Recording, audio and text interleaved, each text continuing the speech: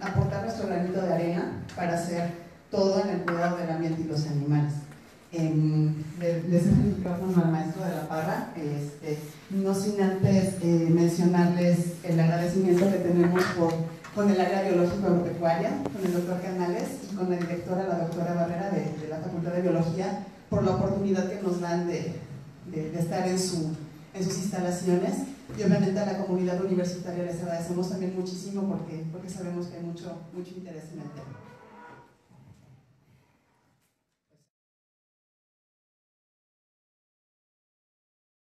El trato animal se pueda implementar, porque en la mayoría de los estados de la República el maltrato animal está penalizado de una forma muy vaga. En otros, a pesar de estar en el Código Penal, está solamente sancionado con falta administrativa. Otros solamente involucran animales de compañía, lo cual deja completamente fuera a cualquier otro animal. Y bueno, Veracruz tiene un código mucho más estricto, y bueno, esperamos con lo que se pretende presentar junto con algunos diputados, ya que queda instalada la Comisión de Medio Ambiente, que el Código Penal de Veracruz junto con la Constitución local sean las de más avanzada en materia de protección a los animales de todo el país. Voy a dar inicio a la exposición y les traigo un video para que veamos un poco. No todas las imágenes son de México, pero sí es la imagen que se vive diariamente en el mundo con respecto a los animales. Lo que percibimos a través del dolor de estos seres que resienten las acciones humanas de forma brutal en muchas partes del mundo. México es uno de esos países, de formas distintas, pero teniendo cierta concordancia con lo que vamos a ver. Y bueno, es muy corto, pero bueno, es muy fuerte. Si veo que hay niños, entonces solo pido criterio, ¿no? Para el video, que sí es bastante fuerte.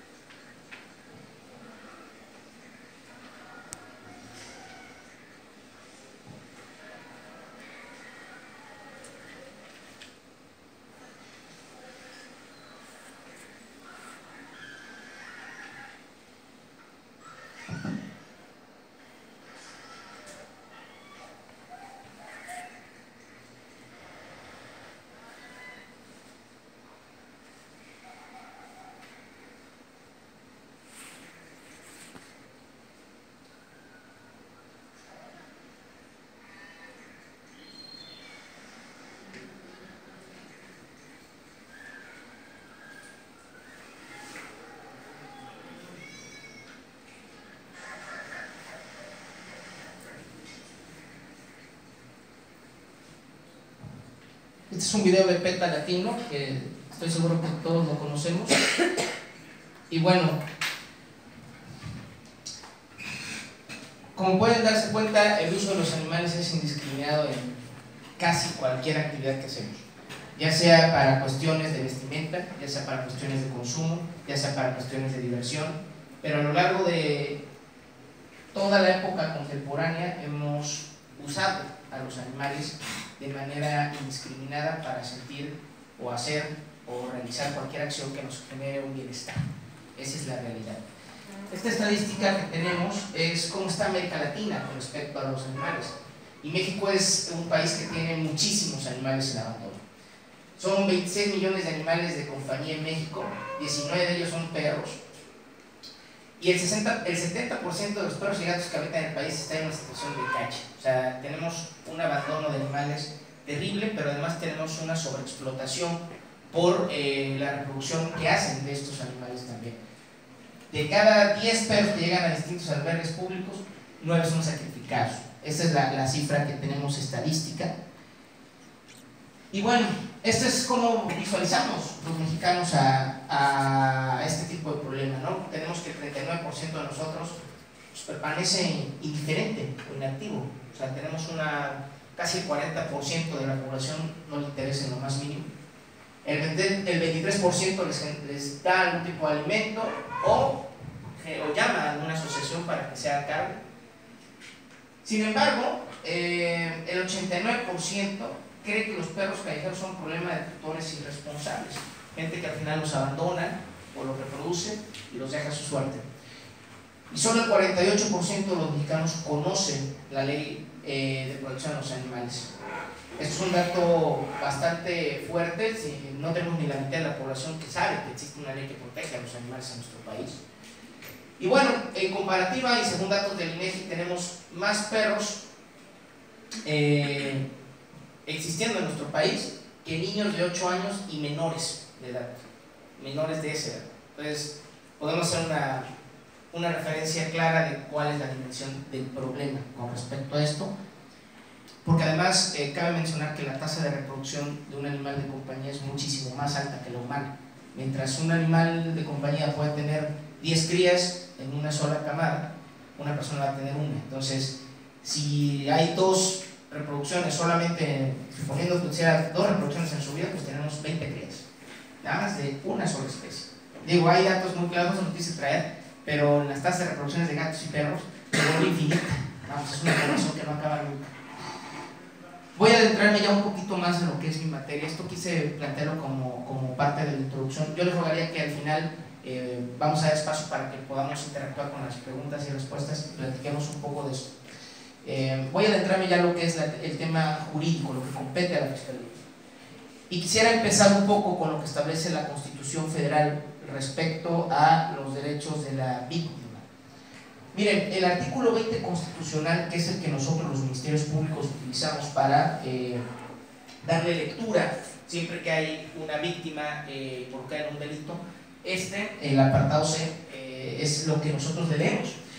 Y aquí empezamos con los primeros problemas cuando hablamos de víctimas animales, porque hay que darle el término correcto. Los animales son víctimas de delito, no son objetos de delito, son víctimas de delito. Y este término, créanmelo, que lo he platicado con jueces, con fiscales, con policías, para cambiarles el chip y que entiendan que un animal es víctima. Un animal reciente el dolor de una acción pasiva, una acción activa de un delito en su contra. Entonces, tenemos que aplicar este apartado constitucional.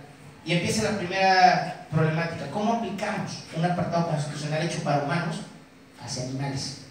Porque la Constitución está establecida, elaborada, proyectada completamente para las personas, no para los animales. Entonces, ¿qué dice? Recibir desde la comisión del delito atención médica y psicológica de urgencia. ¿Qué pasa cuando tenemos un animal con un alto grado de maltrato? Pues de entrada, tener la oportunidad de conseguir un médico veterinario que lo pueda atender es complicado. No hablo de Jalapa, de Veracruz, o Boca del Río, o Huautla, o ciudades grandes, no, hablo de Benito Juárez, hablo de ciudades muy alejadas donde no hay nada. Entonces, hacer llegar el auxilio médico, si es complicado para personas, para animales es todavía mucho más.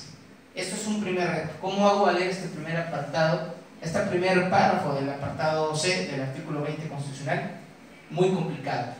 Que se le repare el daño. Bueno, esto es más accesible. Tenemos oportunidad siempre que hay una condena a que exista una reparación del daño. La persona, para que pueda librarse de estar en prisión, tiene que reparar el daño. Eso es una obligación. Esta parte tiene cierta accesibilidad dentro de lo que compete al Ministerio Público. Debemos garantizar la protección de víctimas, ofendidos, testigos y en general todos los sujetos que intervengan en el proceso y solicitar las medidas cautelares y providencias necesarias para la protección y restitución de los derechos de la víctima. Aquí tenemos otro gran problema. Cuando hablamos, por ejemplo, de las medidas de protección, muchas veces tenemos que extraer del domicilio a un animal que ha sido agraviado por una acción delictiva. Y el problema no es sacarlo del domicilio, y esto siempre lo expongo a donde voy. El problema es dónde va ese animal. Y mientras más grande es el animal, más difícil es poder colocarlo. Porque a lo mejor un gato, pues habrá alguna persona que se compadezca, pero un caballo que pesa 250 kilos, dice, híjole, y si tengo 5, digo, ya me tocó en algún momento en un operativo rescatar 10 equinos, y tenerlos subsistiendo 5 días esos equinos, les cuento, fue un verdadero reto lograrlo. Entonces, esta parte es lo primero que te dice la Constitución y el primer problema que planteamos desde la óptica jurídica para poder aterrizar el tema de protección de los animales. Pero bueno, Nos vamos un poco más adelante y quiero definir qué es animal, en principio de cuentas, cómo lo define la Real Academia Española, y lo expuse en la UNAM y lo expongo aquí también. Para mi punto de vista, esta definición está muy corta. Creo que la RAE necesita redefinir el tema animal desde una óptica mucho más amplia, porque lo que te dice es que es un ser orgánico que vive, siente y se mueve por propio impulso. La pregunta que yo diría, ¿y qué es un arrecife de coral? El arrecife está considerado un animal y se mueve. No se mueve. Es una definición que queda, desde mi óptica, corta, y creo que ha sido porque no se le ha dado el interés adecuado desde las instancias correctas. Entonces, cuando tenemos que se mueve por propio impulso, entonces si no se mueve por propio impulso no es animal. Ya desde ahí, sí, esa es la parte donde a veces uno se encuentra y dice, a ver, entonces, ¿cómo está el tema, no? Si no se mueve no es animal. Está mal la definición. Es una definición que usa la RAE, está corta. Y bueno, partiendo de este primer concepto muy básico del que define la RAE, obtenemos que los animales son sujetos de derechos, y recalco esta palabra porque la he hecho valer en todos los foros y en cada caso que hemos presentado ante juzgados de control: sujetos de derechos. Ojo, no quiere decir que sean personas, eso es un término completamente distinto, pero son sujetos de derecho, no objetos de protección. Debemos sacarnos ese término de la cabeza. El animal es objeto de protección y de cuidado de las personas. No, no.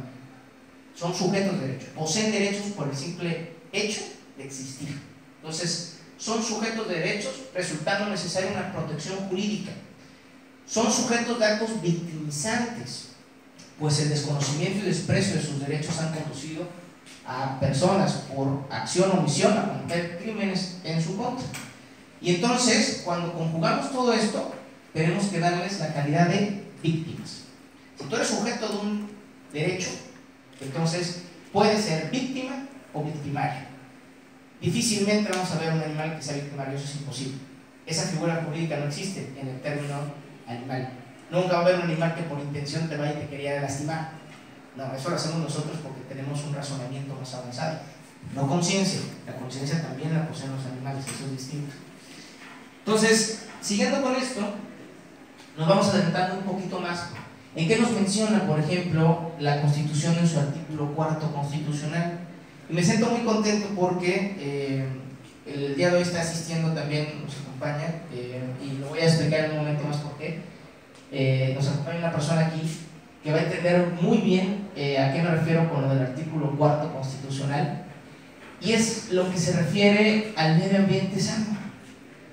A lo que se refiere al medio ambiente sano, y que involucra a la fauna como parte de una vertiente que tiene que ver con el medio ambiente sano. Pero a ver, vuelvo a lo mismo, y parte de estos foros es debatir, entrar en controversia.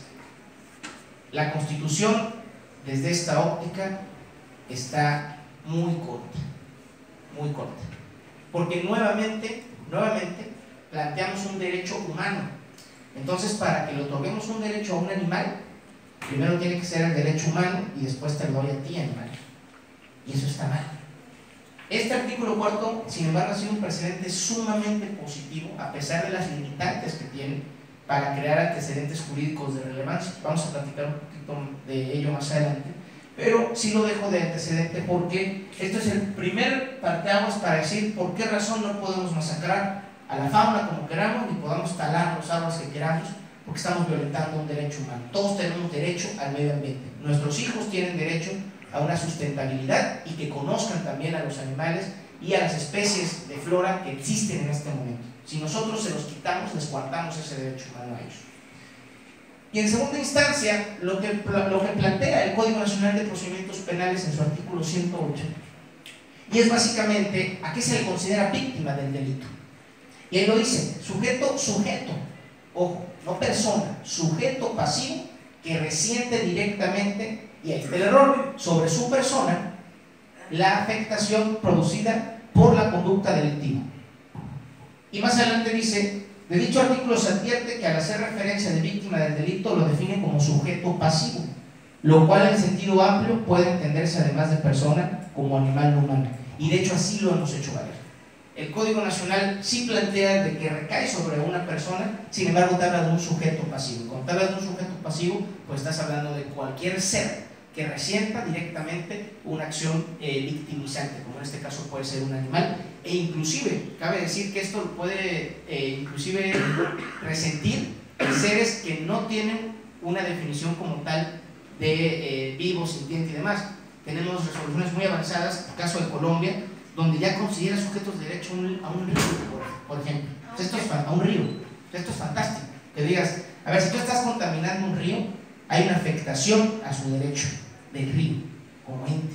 O sea, es otro tema. Estamos por evoluciones. Ya estos cuates van en otro rollo, ¿no?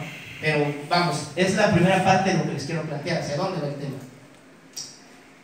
Este artículo 238, que además parte de mi tesis doctoral va a ir enfocada a modificar este artículo 238, es el único artículo de todo el Código Nacional de Procedimientos Penales que nos dice algo acerca de los animales.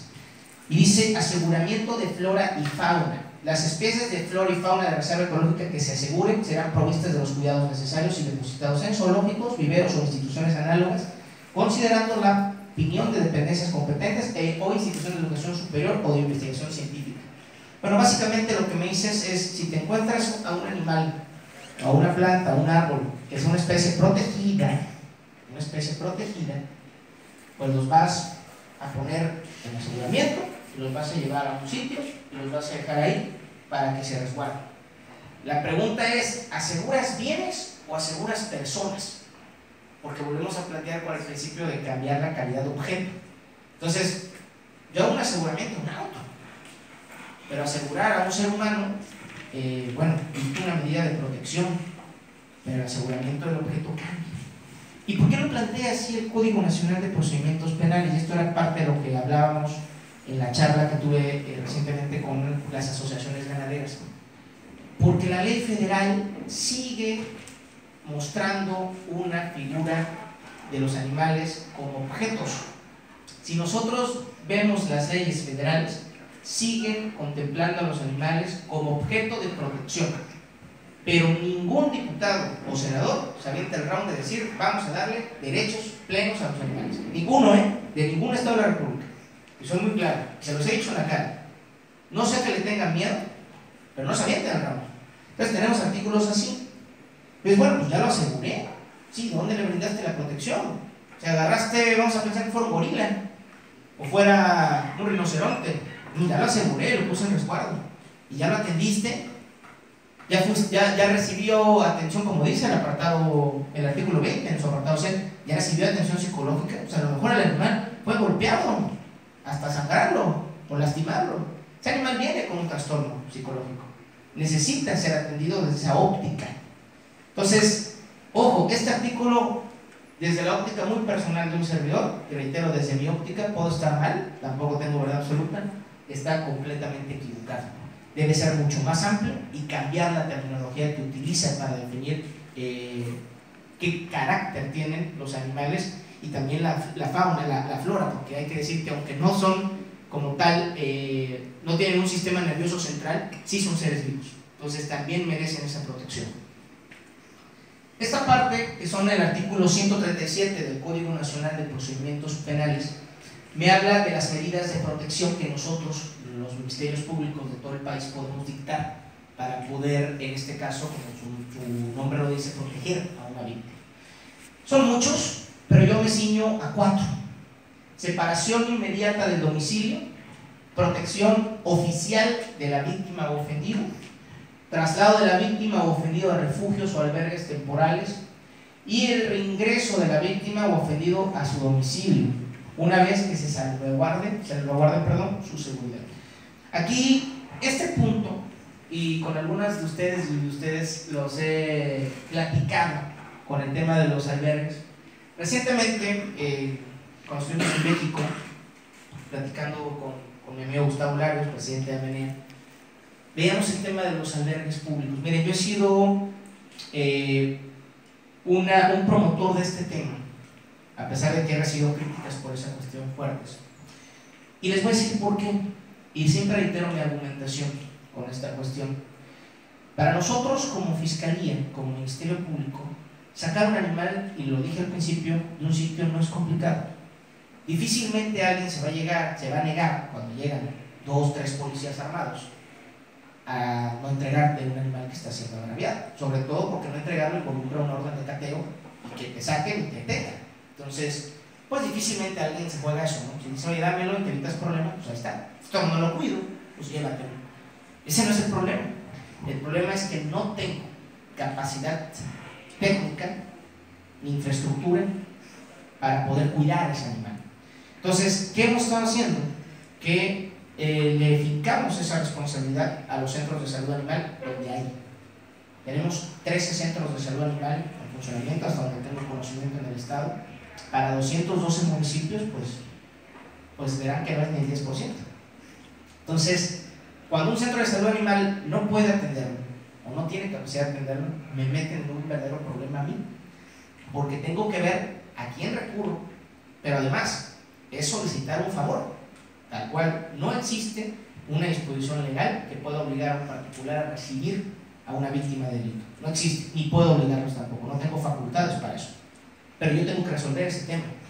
Entonces, cuando hablo de albergues públicos, que regularmente la crítica más fuerte que se me ha hecho es que la gente va a ir y los va a abandonar ahí, y entonces vamos a tener un despilfarro de animales, porque pues todo el mundo va a pensar que es la forma correcta de abandonarlos. No, porque no es la finalidad del albergue.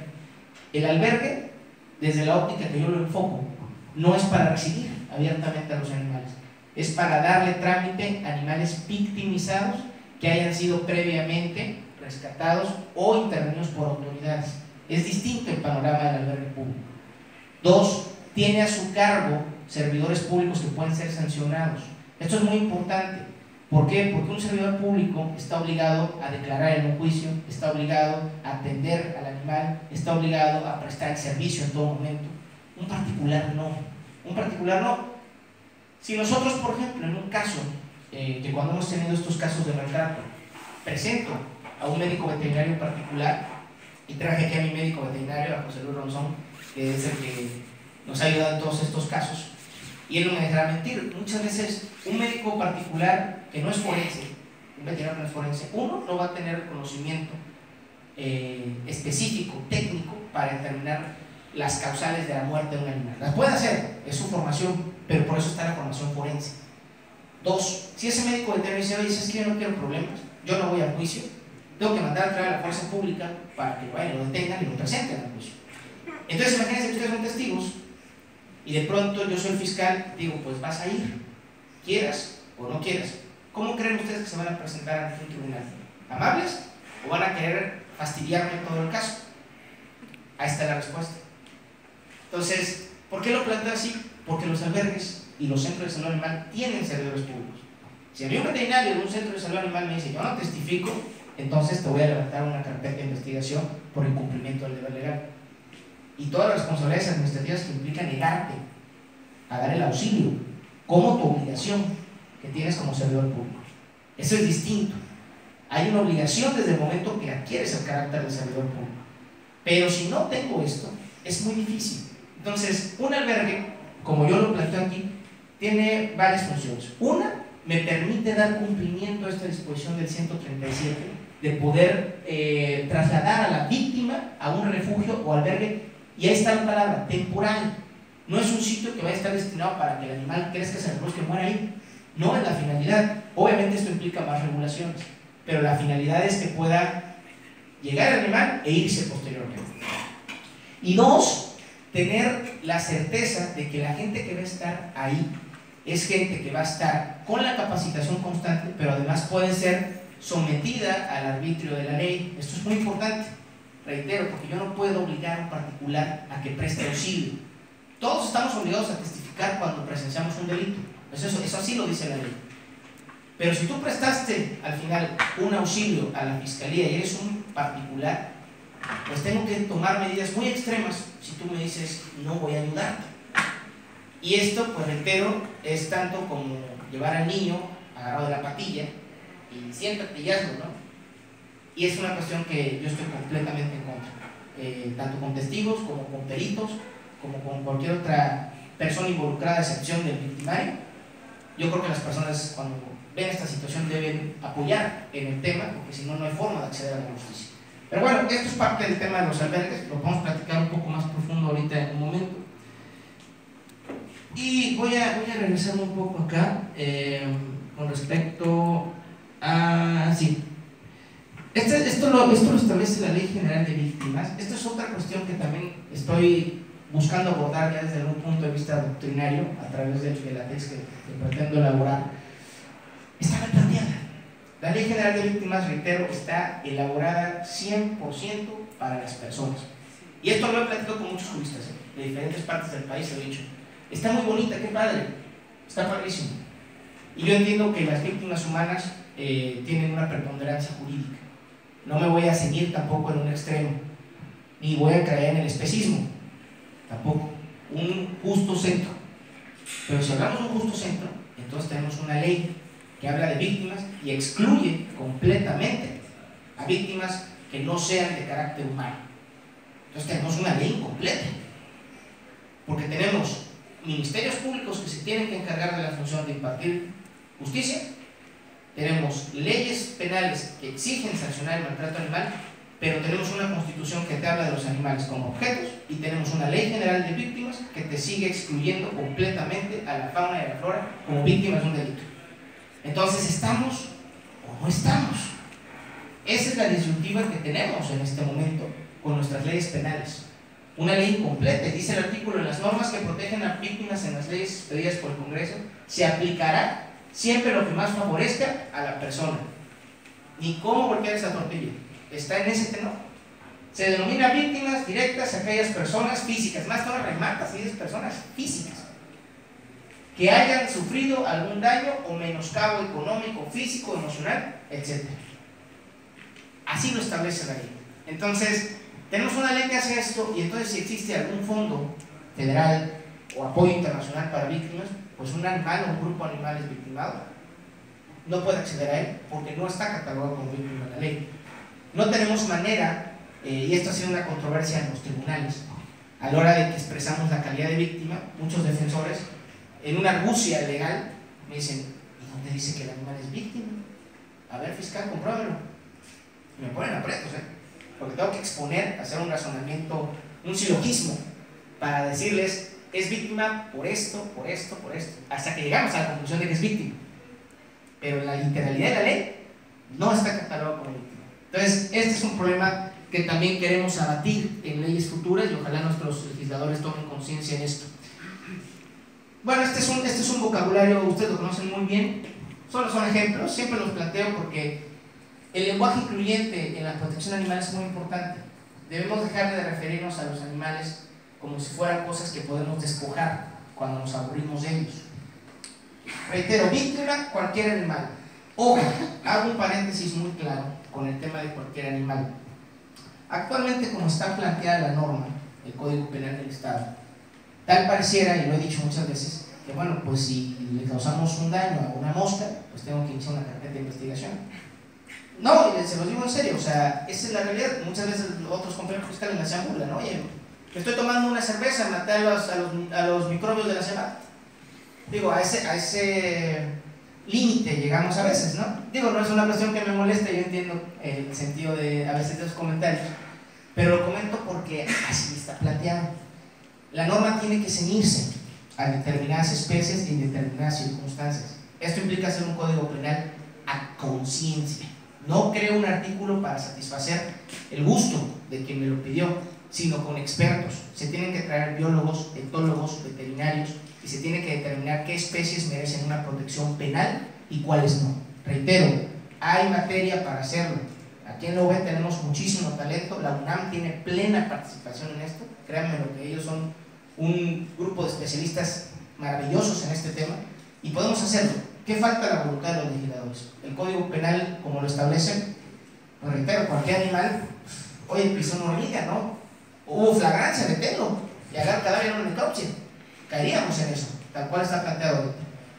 Mascota, un término superado, ustedes, todos los que están aquí seguro que lo conocen. Animal doméstico, animal de compañía. Plaga, este es un término controversial porque lo he comentado en varias ocasiones. Regularmente este término se utiliza cuando tenemos animales que conflictúan con las personas. En un medio natural, la naturaleza se equilibra a sí misma. El problema es cuando metemos la presencia humana y entonces alteramos un ecosistema, o metemos especies que no pertenecen a ese ecosistema y entonces altera la cadena alimenticia o el equilibrio ecológico que existe en ese medio ambiente. Y ahí es donde entra el tema plaga. Por eso es que se cambia esto y sería un animal en conflicto con el humano. Animal callejero puede ser un animal abandonado que puede tener carácter de feral o semiferal. Animal para efecto de nuestro código penal es víctima. Tartán. Sin embargo, hay una excepción y esa es otra dificultad que también afrontamos cuando estamos dilucidando estos casos. El Código Penal establece una categoría sui generis para los animales y solamente lo establece para los animales. Ojo, esto es muy extraño. Si ustedes cometen un abigeato, entonces el animal va a ser catalogado como cosa. Pero si ustedes cometen un acto de maltrato, entonces el animal va a ser catalogado como víctima. En un mismo Código Penal tenemos dos categorías distintas para el animal: cosa y víctima. ¿Y de qué depende? De lo que se reclame. En el abigeato la persona va a reclamar que se le pague su propiedad. En el proceso que involucra un maltrato animal, nuestra prioridad no es repararle el daño a la persona que le mataron la vaca, es poder sancionar al sujeto que la mató. Y lo irónico de esto, quiero decirles que es más alta la penalidad del abigeato que del maltrato animal. Te van a castigar más por robar un animal para lo que tú quieres que por darle el acto más cruento de maltrato. Así establece la norma. Reitero, son los absurdos jurídicos que a veces a mí mismo me cuesta trabajo entender qué pensaban los legisladores cuando plantearon de esa manera la estructura jurídica de las sanciones. Voy un poco más adelante. Y bueno, esta parte sí es muy importante, es muy importante. De hecho, es la parte central de la exposición, porque esto es lo que establece nuestro Código Penal respecto a los actos de maltrato, cómo está constituido el acto de maltrato, y aquí es donde podemos entender con mayor claridad qué funciones le competen a la FEDAICA y cuáles a las demás instituciones de protección de los animales. Voy a empezar con definir el tipo penal como está establecido. Hay dos vertientes del tipo penal, acorde a lo que establece el 264 bis y artículos subsecuentes. Primero, un acto de maltrato que involucre una agresión al animal. ¿Y qué te dice? La participación de animales no humanos, obviamente tiene que haber un daño hacia un animal que no es una persona. El que exista la intención de llevar a cabo el acto, esta parte es vital, y te voy a explicar por qué. Que derivado del acto se le cause sufrimiento o heridas, y ahí paramos. Y el segundo apartado nos habla ya de un acto de maltrato que involucre una muerte del animal. Mismos términos, a excepción del apartado C, que nos va a decir que derivado de lo anterior se le provoque la muerte. ¿Dónde está el meollo de este asunto y qué es lo realmente más complicado? El dolo. Si no existe dolo en la acción, no existe responsabilidad penal. Y hay que dejarlo muy claro. En actos de maltrato de esta naturaleza no existe responsabilidad por culpa. No existe esa sanción. ¿Y dónde entra lo difícil ahí? Evaluar cada caso. Pueden venir, créanme lo que me ha pasado, llegan las fotos, una noticia criminal que puede ser a través de alguien que denunció, de un policía, de redes sociales a veces. Con las redes sociales hay que tener cuidado. Ya me ha pasado que son noticias de otro país, de otro estado, noticias que sucedieron hace un año. Es complicado, hay que tener cierta mesura con las redes sociales. Pero pronto tenemos lo que puede parecer el acto más correcto, o sea, un animal en X situación, la que ustedes se puedan imaginar.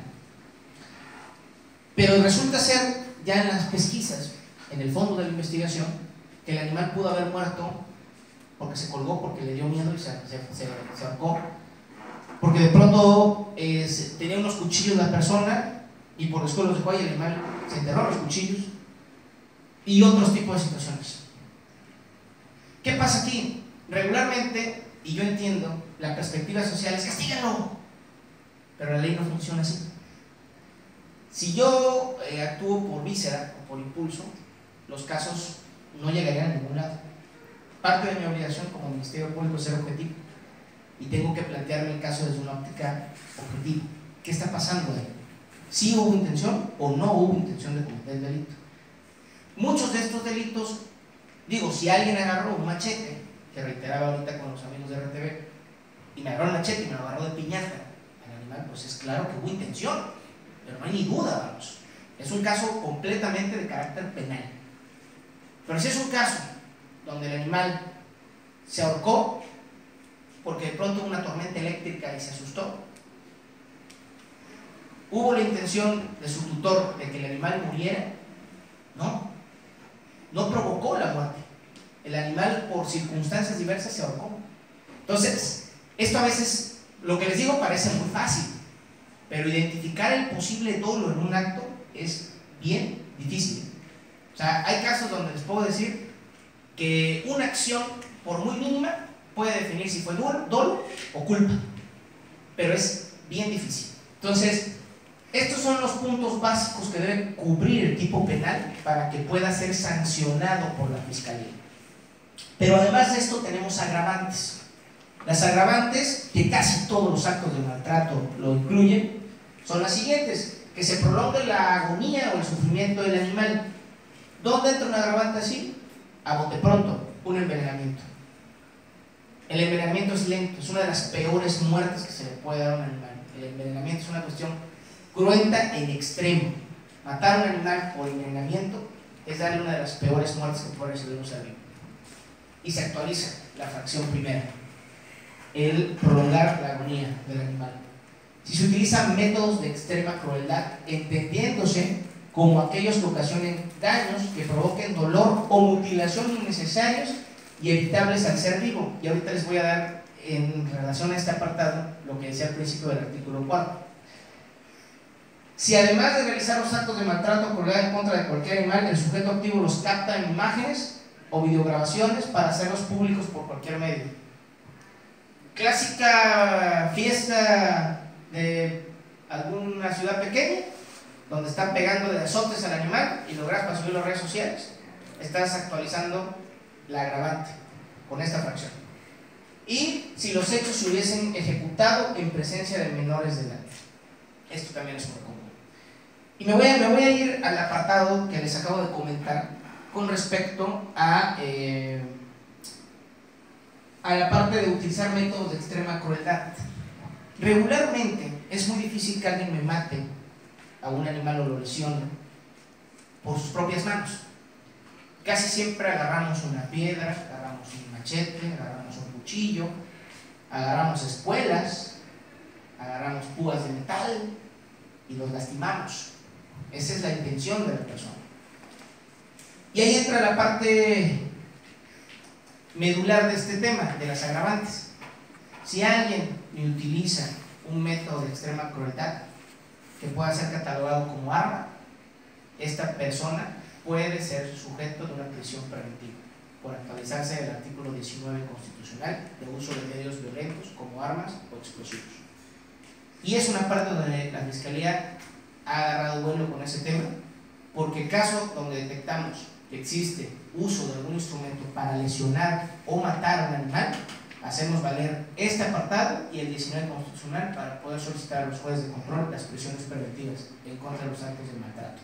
Entonces, esta parte sí es muy importante, porque el agravante sí prevé esta función, y además el Código Nacional prevé también, la Constitución Política prevé también este tipo de situaciones cuando se utilizan armas en contra de otro ser vivo. Y aquí, por ejemplo, tenemos lo que establece la Ley Estatal de Protección a los Animales, por ejemplo, vuelvo a decir, del trato digno y respeto a los animales. Fíjense bien ahí, y los términos son muy importantes. Por eso esta ley es buena. La Ley Estatal de Protección a los Animales de nuestro estado es muy buena, es de avanzada, pero está corta. Ya está corta. Requiere una reforma de fondo, y espero que se retome esta reforma pronto para que podamos ejecutar muchas más acciones. Cuando hablamos del trato digno y respeto a los animales, vuelvo a decir, ¿es algo que le estamos dando al animal por existir, o es algo que le estamos confiriendo a nosotros por nuestra voluntad? Yo te voy a respetar a ti, te voy a dar un trato digno, pero te voy a dar yo mi voluntad. No dice de los derechos de los animales, no, dice de trato digno. Entonces volvemos a limitar, a acotar el tema de los derechos de los animales, para no decir que son sujetos de derechos. Les da temor a los legisladores poner eso en la ley. Esta parte pues nos comenta, y yo cito dos artículos nada más, la ley es muy amplia. Están prohibidas la caza y captura de cualquier especie de fauna silvestre en el estado, las peleas de animales, los circos de animales, así como los actos en que se refiere el artículo 28. ¿Y qué dice el artículo 28? Se consideran actos de crueldad y maltrato que deben ser sancionados conforme a lo establecido en la presente ley y demás ordenamientos, los realizados en perjuicio de cualquier animal provenientes de sus propietarios, poseedores, encargados o terceros que entren en relación con ellos. Bien, en este punto muy específico, por ejemplo, acabamos de hacer un operativo de caza, y ahí es lo que les digo que entra lo complicado de hacer valer la ley. La ley estatal establece que las excepciones a este artículo, dentro de las excepciones que prevé, están las UMAs, las unidades de manejo ambiental. Entonces, todo lo que se establezca, por ejemplo, de cacería en una UMA, no puede ser perseguido por la FEDAICA, por la Fiscalía, porque está dentro de la excepción de la norma.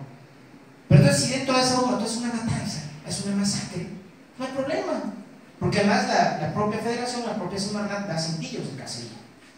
Entonces, vuelve muy complicado que de pronto digas, a ver, si está prohibido en todo el estado, pero aquí no. Y hay personas que se dedican a crear estas UMAs exclusivamente para actos de cacería. Entonces, sí es muy difícil, porque de pronto lo que tuvimos hace un mes y poquito, pues eran grupos de cazadores de todo el país que tuvieron un festival aquí y pues agarraron las UMAs para hacer su evento. Efectivamente, son personas que venían legalizadas para uso de importación de armas, ¿no? Pero que tenían básicamente el derecho de la federación a matar cualquier animal que estuviera ahí adentro. Y más regulado, además, porque tiene que haber un cintillo por cazador y tienen un cintillo por 20 cazadores. Entonces, esa es la historia de lo que podemos vivir con respecto a estas excepciones. Y más adelante, por ejemplo, ya me voy aterrizando en eventos de carácter administrativo que involucran también responsabilidad penal. No voy a leer todas, pero sí me voy a centrar en tres específicamente. La celebración de peleas de animales, las pamplonadas y embalses y las vaquilladas. Puedo meter ahí también espectáculos que tengan que ver con sacrificio de animales en ritos de carácter religioso, etcétera, etcétera. Digo, hemos iniciado carpetas de investigación, lo iniciamos contra los brujos de Catemaco en su momento por este tipo de situación. Y bueno, pero me enseñan estas tres porque son eventos que ocurren todos los días en Veracruz, todos los días. Y ahí es donde quiero hacer la mención con el tema de las peleas de animales, específicamente por lo que refiere a él y Melissa, que estuvieron muy involucradas en este tema en su momento. Y realmente fue una lucha muy ardua lograr desechar el amparo que promovió la Asociación Gallera, porque convirtió a Veracruz en la primera entidad del país en prohibir completamente las peleas de gallos. Tuvo una reacción fuerte. Acaban de tener una manifestación en la Ciudad de México con no sé cuántos miles de galleros, y por ahí salió otro senador con bastante bigote a decir que no, pues vamos a respetar nuestras tradiciones. Esa frase ya que se la he escuchado tantas veces, ya me marea, ¿no? En un entendimiento muy burdo, con todo el respeto que me merece el legislador, pero un entendimiento muy burdo de la norma y de lo que estableció la Suprema Corte. Y ahí es donde entra realmente la importancia de esta sentencia. Yo les invito, está el comunicado, es una hojita, es muy corta, está el comunicado en la página oficial de la Suprema Corte de Justicia, léanlo. En resumen, lo que establece es que ningún acto cultural que involucre lastimar a un animal puede tener protección constitucional. Y ojo, te doy Juan para que entiendas Pedro, te lo digo Gallegos para que me lo entiendas Taurófilos. Va para allá el tema, y lo saben. Lo digo con mucho respeto, porque no se trata de un conflicto personal, sino de una cuestión de ética, de actualización jurídica. El tema de la tauromaquia, y yo he sido desde el inicio de mi encargo en esta posición muy clara, debe ser erradicado. El haberlo dejado en esta ley nos ha causado una serie de problemas terribles para poder pararla, y le hemos dado vueltas por todos los lados para poder ir acotando el tema. Digo, recientemente tuvimos que clausurarle la Plaza Jico por permitir ingresar a menores de edad, lo cual Fue la primera vez en la historia del país que se clausuraba una clase de toros por permitir el ingreso de niños y niñas a este recinto. Y esto llama la atención y también causa conflictos. Al final soy empresario y me estás afectando el bolsillo, me estás afectando al bolsillo de mi ciudadanía, porque nos gustan estos espectáculos. Y yo soy mucho de decir las cosas claras. Si es el legislador, es el legislador.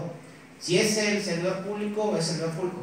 Pero hay que dejar de ocultar en un manto que las cosas no están mal en determinadas circunstancias, como también hay que alabarlas que estén bien. Y en este caso, haber dejado tauromaquia en la ley de protección de los animales fue un error catastrófico. Catastrófico. Nos hubiera evitado muchísimos problemas eliminar tauromaquia. Vámonos, me he hecho rabo, ya ódiame toda la vida, sí, pero ya lo quité. Como quitamos las peleas de gallos. Y ahorita podrán decir los galleros que Veracruz la va a recuperar, sí. Pero yo quiero ver qué legislador se vota en una tribuna a decirle a los 11 ministros de la Suprema Corte que están mal y que cometieron un error. No, voy a aplaudirle su postura jurídica, porque definitivamente su bagaje legal debe ser mucho más amplio que los 11 ministros juntos. Entonces, la resolución es muy clara. Estas prácticas que involucran actos de maltrato deben acabar, y deben acabar por el bien de nuestra propia sociedad. Cuando hablamos de pamplonadas, y embalses y vaquilladas, yo me sentí muy contento, y lo digo con mucha satisfacción, de haberme reunido con las asociaciones ganaderas, que también créanme lo que fue como entrar así como a la casa de terror. Entonces, si hubiera tenido una pistola, creo que me disparan, ¿no? Así, aunque sea largos de algo, pero sí fue entrar y todos me vean mal. Y yo los entiendo, ¿no? Yo soy el enemigo público número 1 para ellos. Les paro los eventos, los estoy picoteando a cada rato. Pero lo digo aquí, se lo dije a ellos en su momento, no es un tema personal. Yo no tengo ninguna encrucijada personal con nadie de los asistentes. Es más, a todos ellos se les ha dado audiencia cuando lo han solicitado y se les ha dicho, esto es un tema de ley. Yo no hice la ley, pero tengo que ejecutar la ley. Esa es mi obligación.